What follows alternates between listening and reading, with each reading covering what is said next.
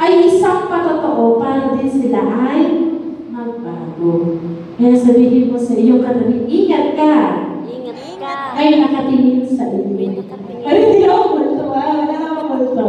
Kaya yun po yung dalawang bagay na gagawin ng Lord. O bakit mahalaga ang pananalangin at pagpupuri? Una, prayer and praise can open doors, and prayer and praise can break change. Kaya tuloy na po tayo sa verse 40. Yan, verse 40. Hindi na po natin sila papasadahan dahil ang ating pong focus ay about sa pananalangin at pagpupuri sa Lord. So ano pong nangyari po dito? Pagkalabas ng bilangguan, nakalabas po ba?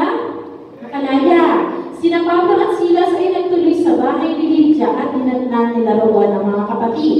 Bago umalis ang dalawa, pinagbilinan nila ang mga kapatid na magpakatatag sa pananampalataya. O itang po ang balikat ng katabi mo, sabihin mo, magpakatatag ka. Magpakatatag ka. Ba't kaya sinabi yun ni Pablo? Kasi alam ni Pablo na marami pa tayong pagdadaanan sa buhay. Sabi ng nanay ko, marami pa kami kakainin bigas. O sa mga magulang, ang lagi sinasabi sa mga anak, punta ka pa lang, Pauwi na kami. pauwi na kami.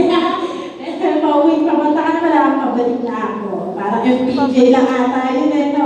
Pero which is true. Yung mga bagay na pinagdaanan nila na sila po ay papatanda, hindi naman po tumanda talaga. May pinagdaanan na sa buhay.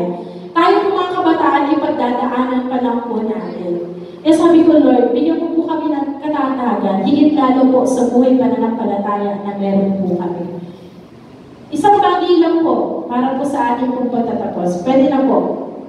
Sa ating pong buhay, na gagawin po sa Lord. Aawit po tayo sa Panginoon tayo po ay magpupuri sa Panginoon bago po tayo manalangin. Pwede po ba tayo sama-sama po tumayo? Sa oras po na ito mga kapatid, hindi sa galing magsalita, hindi sa husay umawit, hindi sa ganda ng boses,